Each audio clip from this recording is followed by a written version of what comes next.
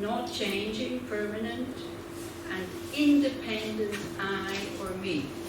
That's what we were looking for. That's what we're trying to find. This is what appears to us when it comes up. Did you find something like this?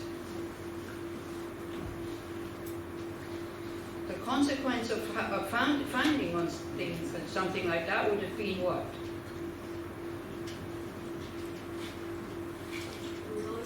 That they all feel the same. Did they all feel the same, these eyes? Do they all feel the same? No.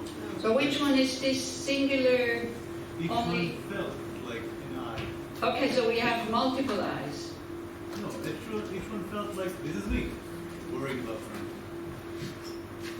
That's how it feels. You are so right, that's how it feels. But is that logic? That each one who feels different is the same me. It's like saying each part of this pen who is different from the pen is the pen. It feels like that. You know, instinctively this is exactly what we feel, and we think it's right what we feel. But this is the wrong view. This is what is not right, because what we feel is just appearance.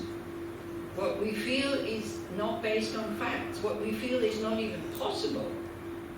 Yeah. Because one argument also, you have to think about these arguments a lot, and all of a sudden we think, because otherwise it's like saying, you know, because they're all different, okay? So it's like saying, putting them together, this makes me. Yeah? So it's like saying, 8 apples who are not an orange, you put them together, then you have an orange. Not logic. So which is the real I or me that we're so convinced that we have it? Singular, one, you know? Permanent, not changing. The feeling of I that we have is not changing. If we do the same meditation tomorrow and I say, now think, I am meditating. You will have the same feeling of I that is meditating than from yesterday. It's not possible. We change every second. When you look at the picture of kindergarten, you in kindergarten, the group, yeah, and people say, well, are you here? And then you go, yeah. We don't say this was me. We say this is me. Instinctively. Because the I, the kindergarten I, and the I have now, almost 70, is still the same. How can that be? How can that not be a total illusion? Or then we think, there's all these different eyes, but inside there is a real I that is me. But which one is it? Which one is it? But we do agree that you didn't find something that you can say, this is just that and that's me. There's nothing else.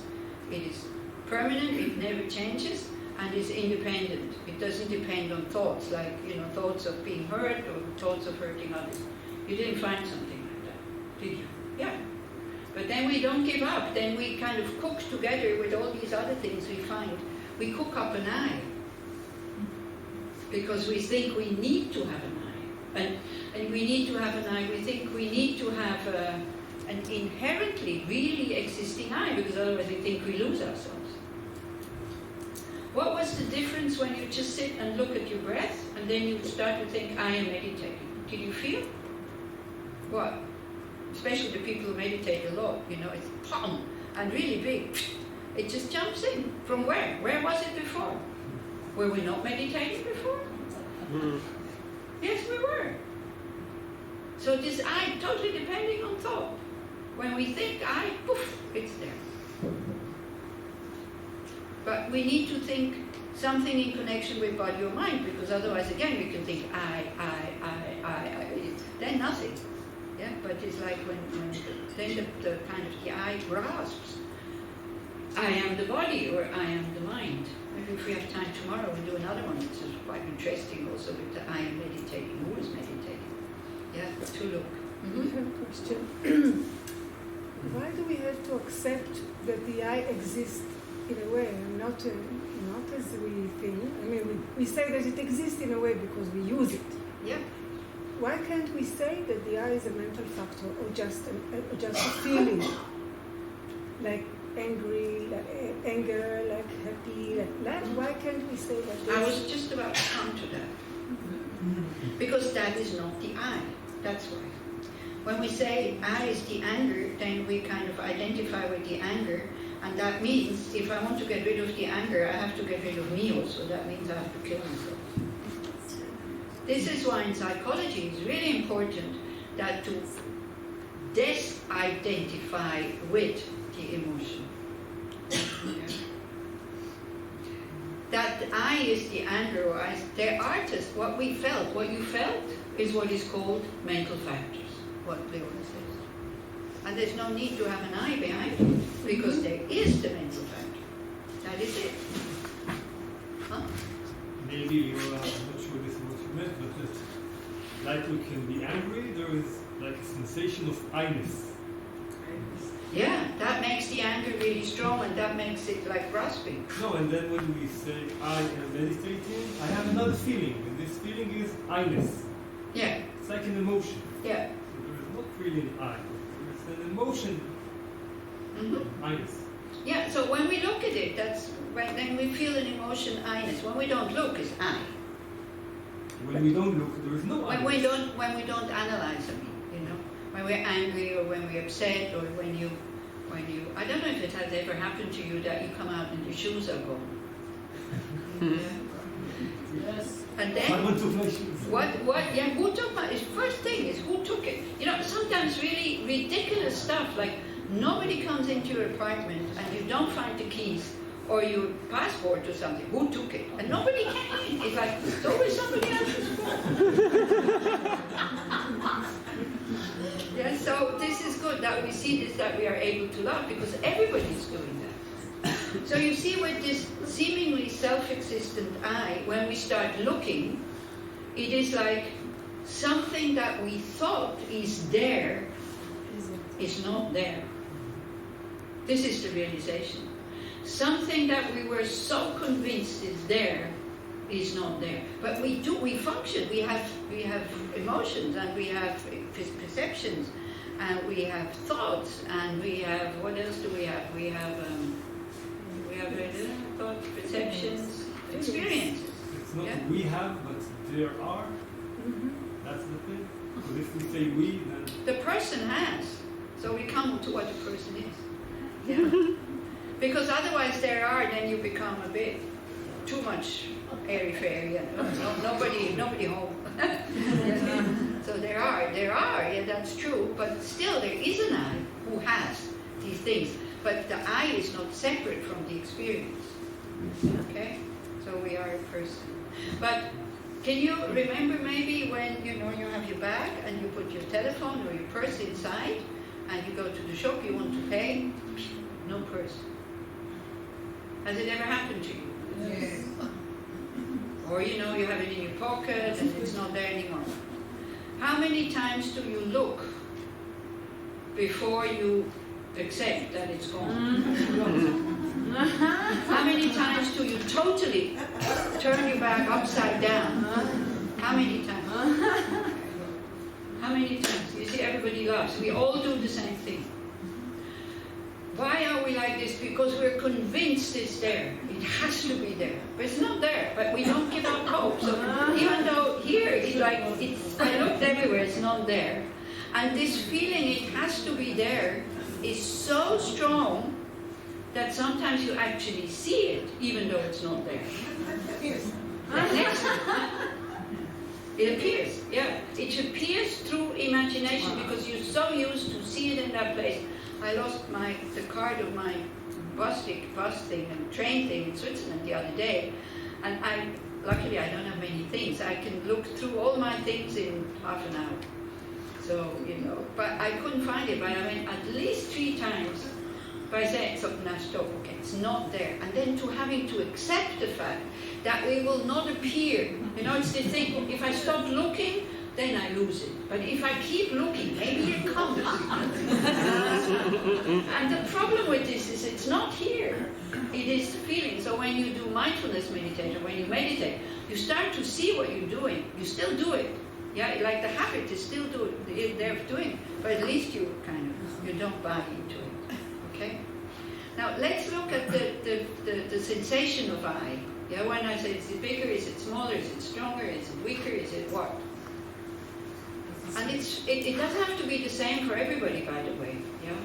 Which one is the most pleasant? It's the second. Huh? It's the second. Just a question. Just a question. Let's go there first and then the question, okay? Can we do that first, what I said, and then the question? Which one do you think is the most pleasant? Be beneficial to somebody. Huh? To be beneficial to somebody. To be beneficial to somebody. So, you see, there are so many people out there that we can be beneficial to. And we don't take advantage of them. Yeah? So, this is what I mean. It seems like being beneficial is good for them. It's the other way around. It's good for us. It's really good for us. Because it seems, now if you have felt something else, then let me know.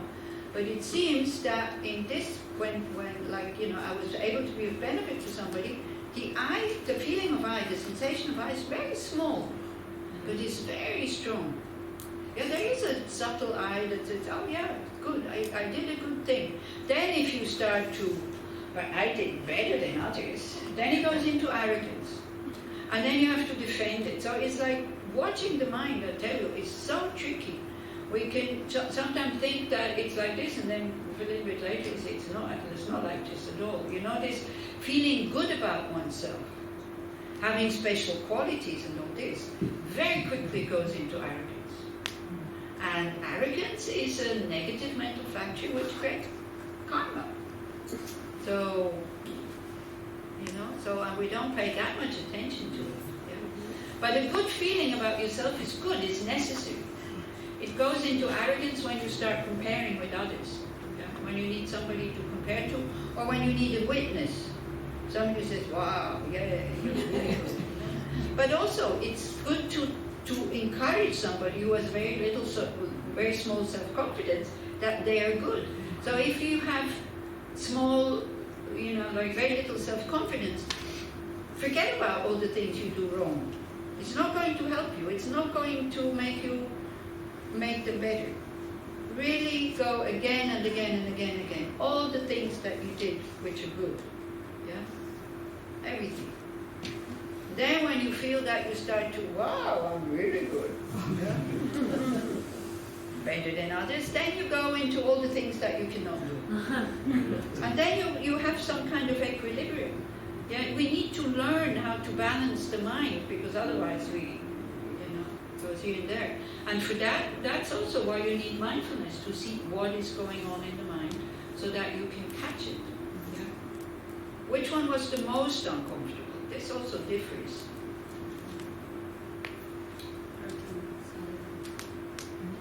Inflicting pain on other, hurting other. Huh? Hurting the other. Hurting others. That for some people seems the biggest, or having been hurt oneself, that seems to be quite big and very uncomfortable, isn't it? And then it's like, this ego, this I feels very big, taking up all the space. And what happens there is that, again, we don't put it into you don't see it in relation with what we did. It can really blow out of proportion, especially at the time of death. Yeah? Because also this seemingly existing I that doesn't exist, it needs food. So when you are especially bad, or when you are especially depressed, then it's the biggest. And then it's the most real. It's really feelable, and it's almost, findable. Like this. And so somehow we feel comfort to have this I or me. And also when you feel depressed or low about yourself, then also we can give up all responsibility of taking care of ourselves. It's kind of a very lazy I or me, this depressed I. It's an I or a me that doesn't want to see the good things in life, that can't see them. And when somebody comes and wants to tell you all the good things in life, ooh, you get very angry, as if they want to take something away from you. Just look, we all know what depression is, yeah? We all go into these states from time to time. Just look at the refusal to love.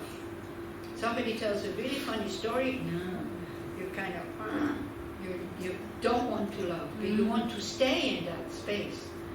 Strange enough, we want to be happy, yet then we refuse to come out of that hole. It's Yeah. addictive. Huh? Addictive. Addictive, yeah. Because we know that. Yeah. Whatever we know, we stay with, like prime ministers.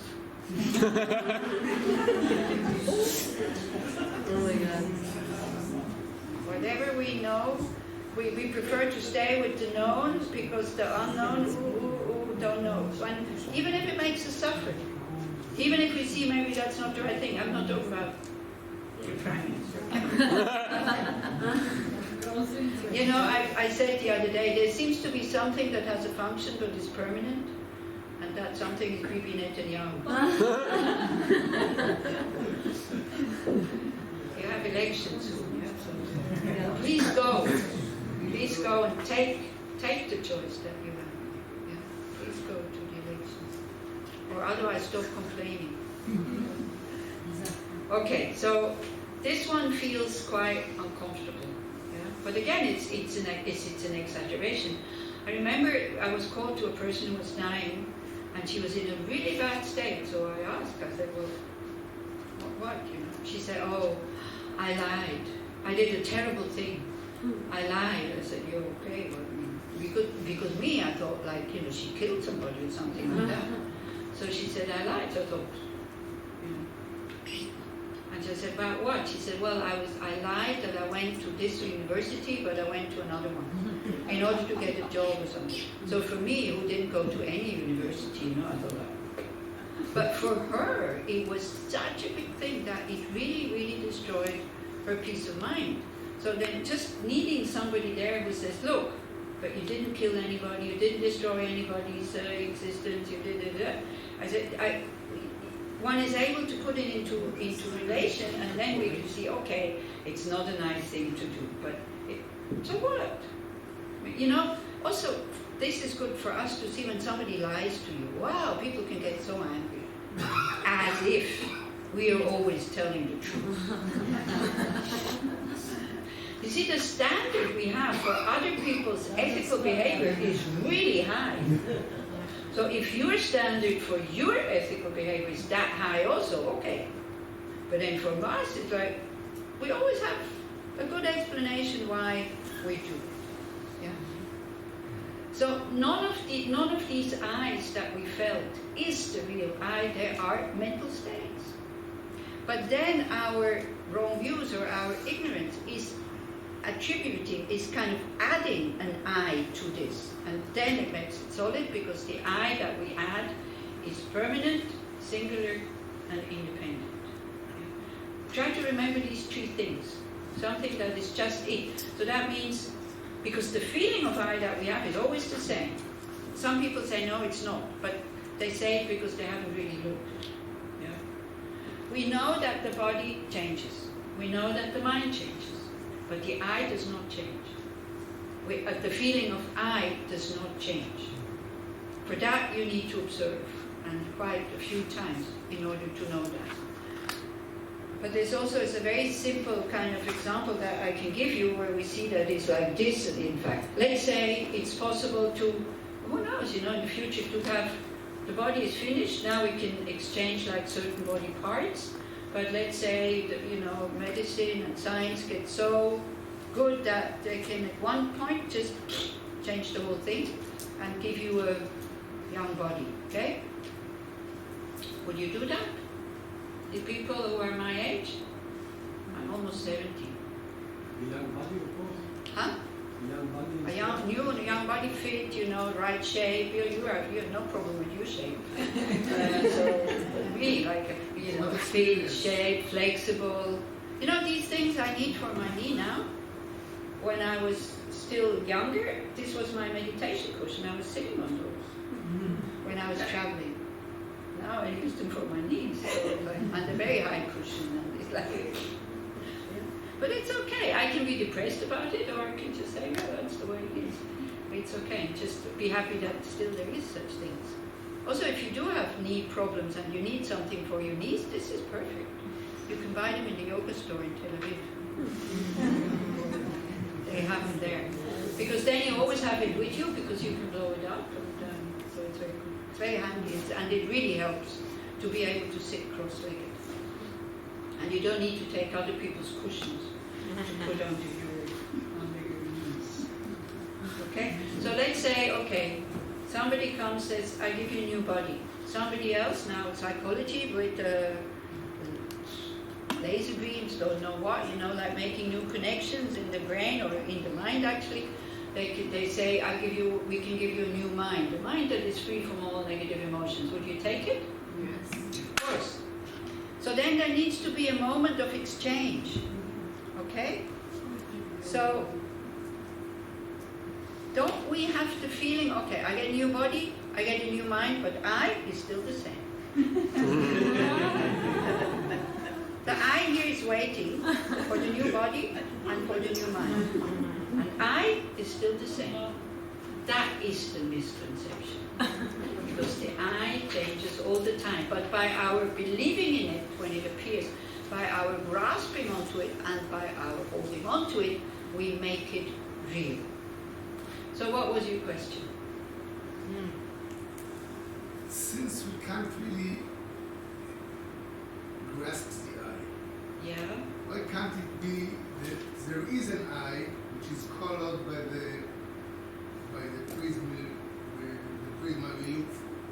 The I that is colored by? By the stuff we look at it through. Like if we looking at it while being beneficial, it's colored this way. When we look at it when we call harm, it's colored the other way. Yeah. But we call this mental factors and not an I. They're mental states, mental factors. It's not an I. There's quite an interesting book by Mark Epstein, which is called Thoughts Without a Thinker. See, we think we need an eye, but in order to hear, we need an ear, a sound, and an ear consciousness who recognizes the sound. In order to see, we need eyes and light and shape and color, and an eye consciousness who works, who recognizes shape and color. In order to think, we need a brain. We don't need an eye. So when you start to meditate, actually, and you start to see this process, this dynamic process that is going on in body and mind, all of a sudden you go, but the eye has no function. I don't need it. Yeah? Like when we make a decision, it is either our stupidity or our intelligence who makes the decision. It's our consciousness who thinks. It's not the I, because also a feeling of I that we have, like the thinking goes on up here. It doesn't go on here, but the feeling of I is here. Yeah. But to this whole process, you attribute I, me, the label, the name, the same way as I call this a pen. But the pen is just the label. But the whole thing has a function. So even if the pen is just the label, it's the pen who is just the label. But that label has a basis who works and who functions. The label I has a basis who works and who functions, which is an ever-changing dynamic process of body and mind. Or, as we call it, or as they are called, the 5 aggregates. So this was the talk of this afternoon. What is a person? So when they talk about person, me, I, person, yeah, the person itself is just a name that we give to that thing here. The same way as cup is just the name of that thing here. That thing here performs the function of holding my tea. It is round and it is made of materials and it has a flat base. That would be the definition of cup. Okay? From this side, there is nothing that says, hello, I'm a cup. There is no objectively existing cup as cup. That what makes this cup a cup is not just this, the basis, which are, earth and mud and color and whatever, potter who made it or something like that. Plus then, the mind. So don't go, everything is just mind. I mean, some schools say that, but we're not there yet. So it's good to still understand that this thing here only becomes a cup when I label it cup. So why is the cup dependent not just on parts and particles and somebody putting them together, but it's also dependent in order to be a cup. It also needs a mind who calls a cup. An English-speaking person. You would call this a what? Sefer. So you would call it a sefer. The only thing I know is panas because I always use the torch in the sun when we took it apart. Yeah. What's the problem with the perception of a permanent eye? What's the disadvantage? The disadvantage is that we start to cherish it and we forget others. The disadvantage is that I make me and them, and the moment I have me and them, we have a problem. If I start to have us, I behave totally differently. But you're not melting into us. You see, you're not losing yourself. You can be a part of us, and you take responsibility for your own happiness, which you need to in order to be of benefit to others. You have to look after yourself. Okay? But we behave differently. What's the problem of having a nightmare and not recognizing that it's a nightmare? What's the problem about that? Identify with the nightmare. Of suffering. Suffering. So you see why the Buddhas are so peaceful? Because they have understood that whatever we need in order to wake up from the nightmare, we have it, it's there, we can never lose it, so they don't need to despair. Also, they see that our suffering is like the suffering, they usually call it like a mother in a dream who has lost her son. In reality, she hasn't even been given birth to the son yet, but she dreamt that she is giving birth, she was very happy, then the son dies, and then she's very sad. So there's a lot of suffering, but nothing is there. So that is our suffering, because we don't understand impermanence, we don't understand how things exist, we don't understand no substance, so this is why we suffer. And then we create karma. It's the ego that is creating karma. Positive karma, negative karma. Even the positive actions are still leading to some kind of suffering when the good stuff that comes from the positive karma is finished. Then we get disappointed. Yeah? That is the problem. Our suffering is based on performing actions that are harming others, and then karma is not that you're getting punished by the Buddha, and then the mind kind of punishes itself almost. It maneuvers itself into situations where this can ripen. And then what happens when the negative karma ripens and maybe we lose our things, or people don't believe us when we say the truth, what happens? How do we react?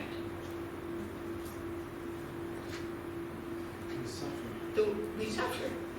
Instead of saying, oh, my own fault. Blame someone else. We blame somebody else. You see, it's like with the karma, it's like throwing a boomerang. So it will come back at one point. That stupid karma boomerang always comes back. The problem is we don't remember that we threw it when it comes back and hits our head. If it comes back, you see, if there would be such thing as instant karma, which there's not. It looks like that sometimes, but it's not, no. Otherwise, it's like saying, I have an orange with the seed inside, and I already have the future orange. It's not. Yeah? So when something happens immediately, it's like from a previous positive or negative imprint. But that imprint that I planted now, that will take time for this to ripen. I mean, this is how they explain. Karma is very difficult to understand. Yeah? Because if there would be instant karma, it would always be like that. If I'm kind to somebody, I get kindness. If I'm nasty to somebody, I get nastiness. It's not like this. So if it's a law, the law of cause and effect, it has always to be like this. Not sometimes yes and sometimes no. Yeah. So like this. So that is the problem. That we forget about the happiness of others, and that we feel very lonely also. To believe in such an I, we feel very lonely. But we can see when we start to think us, we behave totally different. We feel part of something, we take our responsibility, we can function very well in a group.